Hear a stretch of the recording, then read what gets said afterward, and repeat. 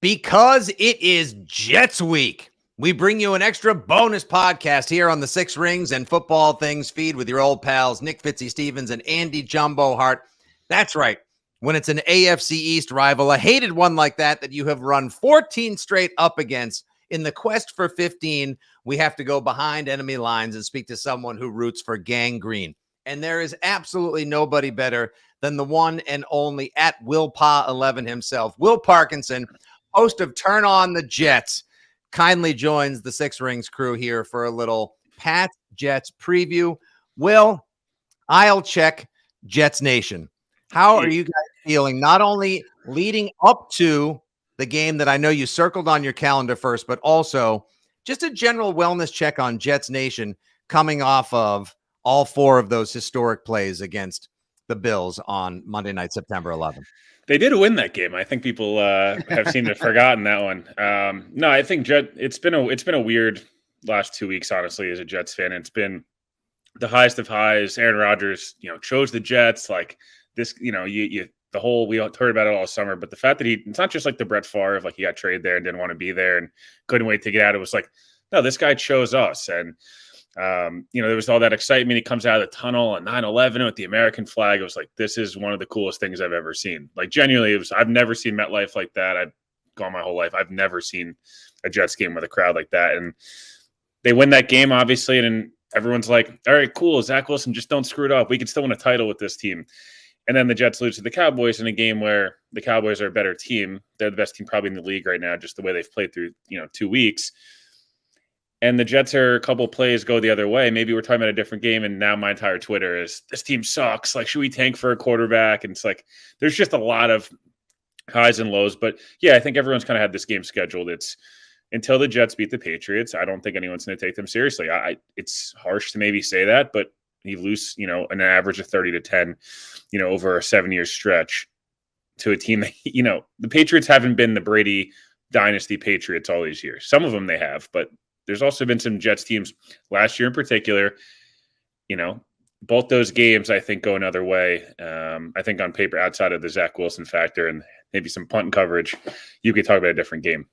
So Zach Wilson, is he going to be the quarterback all season long? Because I think immediately all the rumblings, rumors are like Tom Brady, Phillip Rivers, Jacoby Brissett, whoever, somebody else, go get somebody else. And Robert Saleh has kind of dug his heels in and said, Zach's our quarterback.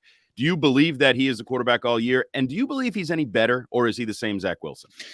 So I think he's like 10% better. I think I think if they get him to 20% better, they're fine. They could still be a playoff team. I think the issue is, we saw it, I think, on Sunday. The first half, I felt like didn't have any bad plays in terms of turnovers, used his legs a little bit, had the really, nice throw over the middle of Garrett Wilson, didn't screw things up. I think you saw in the fourth quarter, last year Zach Wilson and 2 years ago Zach Wilson, that's running around. One of the interceptions I don't really care about because it was I'd rather if you're going to throw a picks, throw them 45, 50 yards down the field to your best player. Like, you're cool with that. If Mac Jones does the same thing. That's fine. Bledsoe picks. That's fine. You're good with that. Yeah, you're good with that. You're not good with running around. Zach throwing to his left is tough. I don't know. I think that ideally for them, he plays the whole year. You don't have to give draft capital. Like, I've been pounding the table. Jacoby Brissett makes them probably a 10 or 11 win team. He's a really stable, solid dude who's durable, has a good arm, like smart, understands the offense. It makes too much sense, which is why it probably won't happen. The Carson Wentz and the free agent stuff, is Carson Wentz that much better than Zach Wilson? Like, maybe, but he's also a cancer in the locker room and he's going to cost you money. Like, what's the point? So unless he gets hurt, I think he's the quarterback all year, or something disastrous happens. The only caveat I'll throw is if they end up 3-3 or 4-2, which is probably optimistic before the bye, but they still could beat New England. They could beat Denver. Something crazy could happen against Philly or Kansas City. We've seen crazier things. And Zach is terrible. If they somehow are 3-3, 4-2, does Woody Johnson step in and say, I'm spending a ton of money on this team. We're good enough to still do some things. The Vikings are 1-6.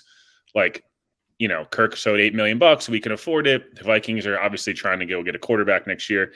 That's the only caveat I guess I would throw in there.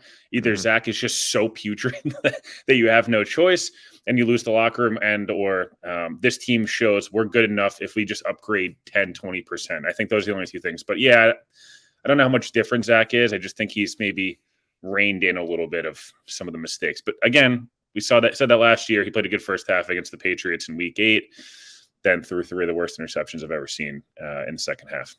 Yeah, and he wasn't that bad in the game that was decided by the Marcus Jones punt return with 20 seconds left. No Marcus Jones this week for you guys, which is a benefit. You guys having Man 53, the Hard Knocks love story, Xavier Gibson, who could be, I mean, look, it could be literally in the winds and the rain on Sunday with 2 solid defenses, 2 offenses kind of stuck in the mud right now. The little things like punt returns, kick returns, field goals. Greg, the leg's a little dinged up right now. Pats have a rookie kicker and Chad Ryland. Like, I think this is such a fascinating time for these teams to match up again in such a heated and hated rivalry.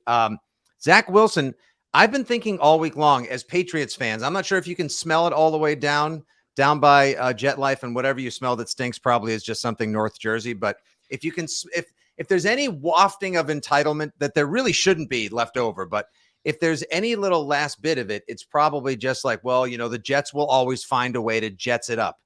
And I've been thinking all week, like, if I'm Nathaniel Hackett and Robert Saleh, and Andy and I discussed this when we previewed the game a couple days ago, like, somebody should get fired immediately after the game if he throws more than 15 passes. Like, why wouldn't you just student body left Breece Hall, student body right Dalvin Cook? Maybe you throw it on 3rd down, but otherwise run it again and maybe a trick play. But do not ask Zach Wilson to carry you to victory, because to me, that just sounds like a recipe for disaster. Yeah, I mean, Breece Hall had 4 carries on Sunday. Like, in the games in which Breece Hall has had 10 or more carries, they're 7-0. And when they're 7-1 when Garrett Wilson and Breece Hall both either or score a touchdown. Either or, not even both, just either or. They're 7-1. Wow. So, like, just give the 2 of those dudes the ball over and over again. Stop running Dalvin Cook right up the middle. Like, he's not 2019 Dalvin Cook. He's now a guy that's fast, can make guys miss in the open field, but he's not running linebackers over. Like, that's not really ever been his game. And it's certainly not his game in 28 versus 21, 22. So, yeah, look, they got away from it. When they run to the right side, they're really good. You know, AVT, I mean, we'll see what happens with if Dwayne Brown plays, but generally speaking, they've done a lot of 2 and 3 tight end stuff, and they've run to the right side. And it's Mekhi Becton, who's a freight train, obviously, in the run game. Elijah Vera Tucker's very good in the run game. Jeremy Ruckert, who's a second-year tight end out of Ohio State, Long Island native, Jets fan growing up. So there's that whole stuff. But he's actually good. Like, it's not just a kind of a New York, Post, New York Daily News type of story. When they run right, we saw it against Buffalo. I mean, they still ran for 180 on Buffalo, which is a really good defense. They had 2 positive carries against the Cowboys, and both were to the right side. But again, they ran the ball to the right side 2 times. So, yeah, I don't know what the pass number attempt is going to be with Zach Wilson, where it's kind of, the weather too. It's like you check one weather app and it looks like it's going to be the worst weather of all time. The next one says it's going to be light rain for 2 hours. Like, knowing the Jets Patriots will get some form of every different type of weather. But yeah, lean on the ground game, try to turn Mac Jones over. Miami kind of gave you the game plan a little bit to like beat this Patriots defense. Do not get away with don't get bored. And even honestly, the Cowboys gave the recipe to beat the Jets defense. If you get bored with taking 5 or 6 yards a pop, they will turn you over. They will force, the defensive lines will start to hit you and bad things will happen. Philly got bored with it in week 1. The first half, it was like, oh boy, this might get ugly. And then Jalen Hurts is like, let me start throwing the ball 50 yards downfield to A.J. Brown. The Patriots are not going to let you beat you that way. Miami, too, the 1 pick. Christian Gonzalez looked fantastic last week against Miami why you're testing a 6'3" corner against anybody. This is beyond me. But again, if you're the Jets, screens, 5-yard hitch routes, if it's not there, throw it away. Zach Wilson, just throw the ball away, because throwing it away to 4 Patriots will end you up on SportsCenter for the 3rd straight year, and we don't want that. Yeah, I was going to say, I'm not sure Zach Wilson knows the meaning of throw it away. Somebody might want to define that term for him before they say it to him. One of the things that caught a little attention up this week was Sauce Gardner's comments, his scouting report, I guess, on Billy O'Brien, the Patriots offense, the scheme. I wondered, and I think there were differing views in New England. Some people, I think, took it as a massive shot at the Patriots, that simple offense, it's Osa, blah, blah, blah. And I think others sort of fixated more on him saying, well, they look like they're trying to do what they do and do it well and execute.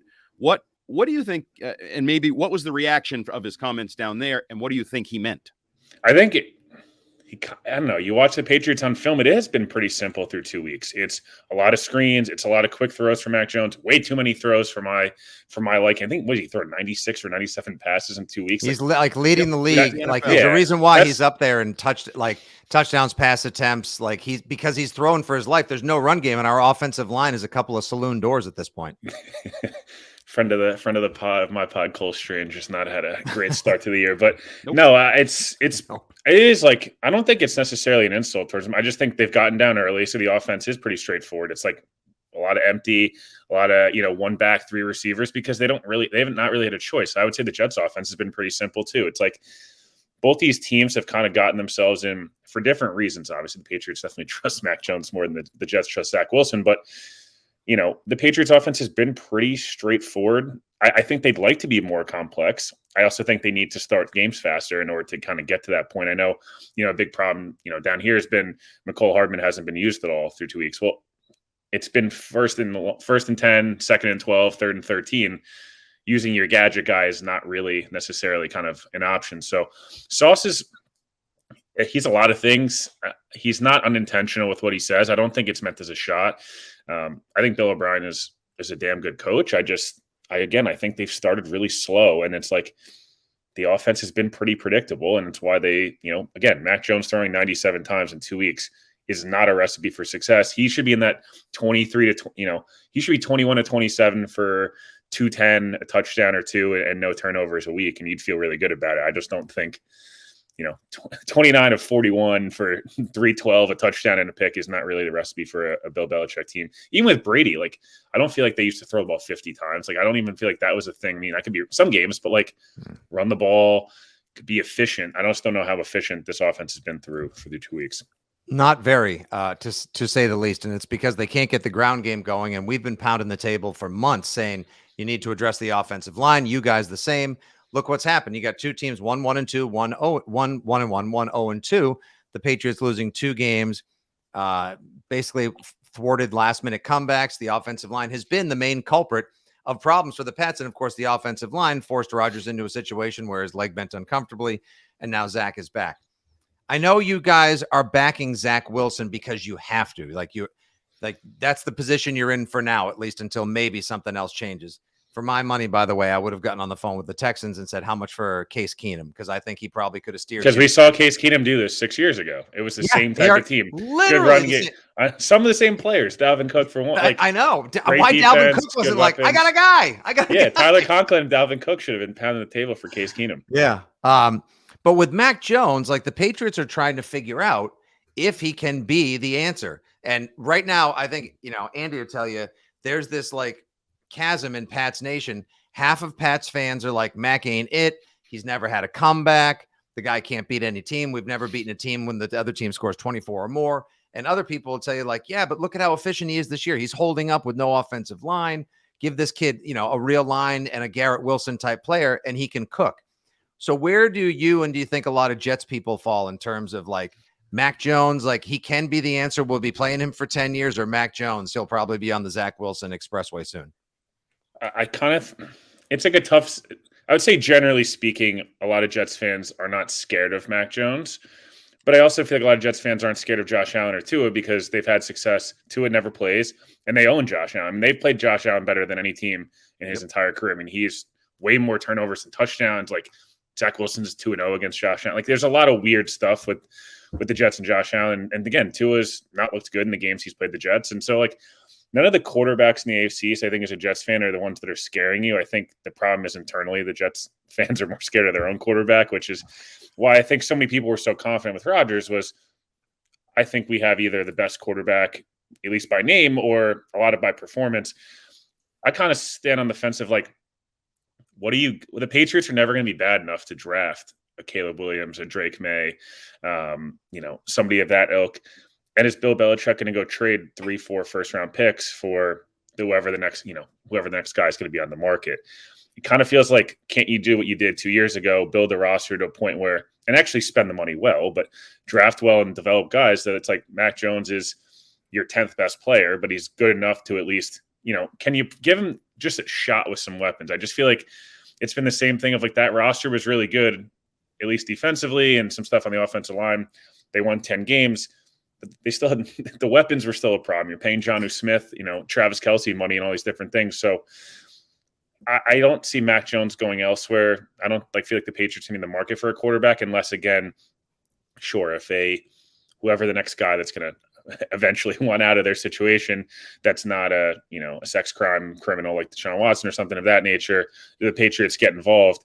But again, they need a guy at receiver this year. DeAndre Hopkins is sitting there for months, has a relationship with Bill O'Brien, and the Patriots were like, sure, we have our number. So I kind of just feel like Mac is at least here for at least a year or two, and then you hope the roster and develops. They had a really nice draft this year. They've had a couple nice drafts in a row. So can those guys develop to a point where Mac's the least of your problems? So I'm not sure if you noticed, there's a mildly popular sports talk radio show in Boston that this week called for Bill Belichick's firing, that it should happen this week, this day. He should be done. And you bring it up, sort of the idea that the Patriots are never going to be bad enough to get one of those truly elite quarterbacks in the top 5 picks. What is the perception down I-95 of Bill Belichick and where the Patriots are? Because I think a lot of, I was asked last night on one of our shows on our station, which team would you rather be? Which franchise would you rather be right now? And I think a strong argument based on the recent drafts for the Jets, that defense and Wilson and can be made for New York, except they don't have a quarterback, just like the Patriots might not. And they have a coach that I'm not sure how they feel. So what's the perception of Bill Belichick and the Patriots organization stability right now? Yeah, Evan Lazar said on my pod yesterday or 2 days ago, he said if they lose this game, if they lose both, but more specifically this game, because it'd be the first time since I think 2000 they're 0-3, did Belichick lose his fastball? Now it's the breaking stuff, we're not sure if it's still there. Maybe it's a little Chris Sale situation, but if the fastball goes from 97 to 91, I don't know what you really have here, because it's kind of looking more and more like Bill's a good enough coach to get you 7 or 8 wins worth of lack of talent for, maybe the roster's not good enough. Part of the problem is, at least from a lot of Jets fans' perspective, I don't know if Bill's a good GM. That's part of the biggest issue. And he still might be an awesome coach. He might be able to, have good staffs. He might be able to develop guys. Problem is the guy who's picking a lot of these players, it's kind of that awkward, is there a way to fire the GM but keep the coach? I think that's part of the problem, right? It's ideal world, Bill Belichick is still a top 5 coach in the league. He's just probably a bottom 10 at best GM.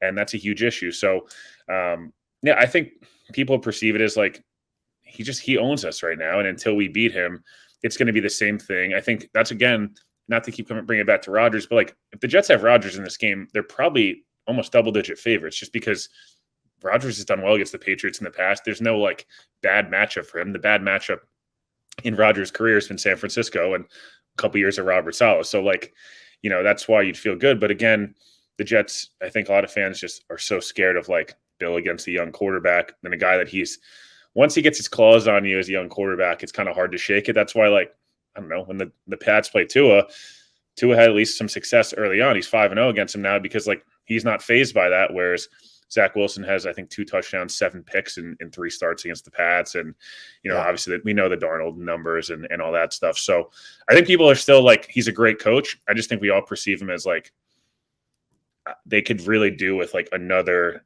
kind of voice in the room in terms of free agencies and drafting and stuff like that, because I just don't know that the coach GM thing, I know Kyle Shanahan kind of gets away with it and John Lynch takes the bullets when Kyle Shanahan messes up on a quarterback. But other than that, he's built this incredible roster that's year after year cranking out talent. So Bill's it's a tough one, right? I think a lot of everyone in this division, it's it's kind of hard to point to there's just a lot of uncertainty with these coaches and GMs. I think this year's going to tell a lot going forward.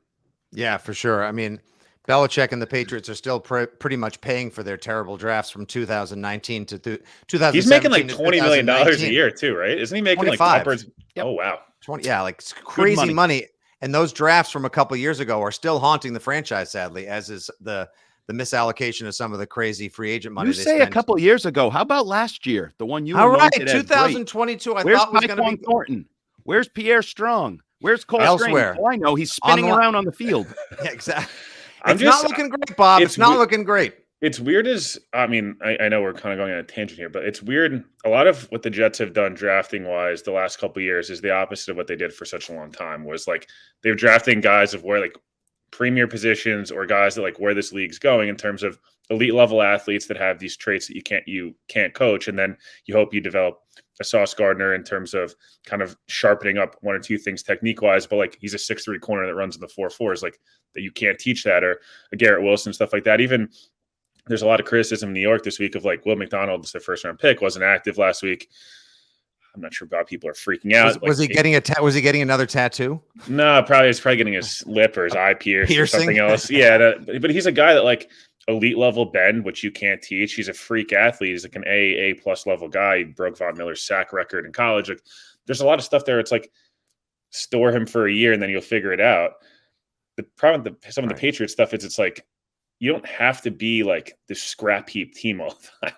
Like you could just you don't have Brady to cover that stuff up. So like go draft the elite athlete. I just never really understood that.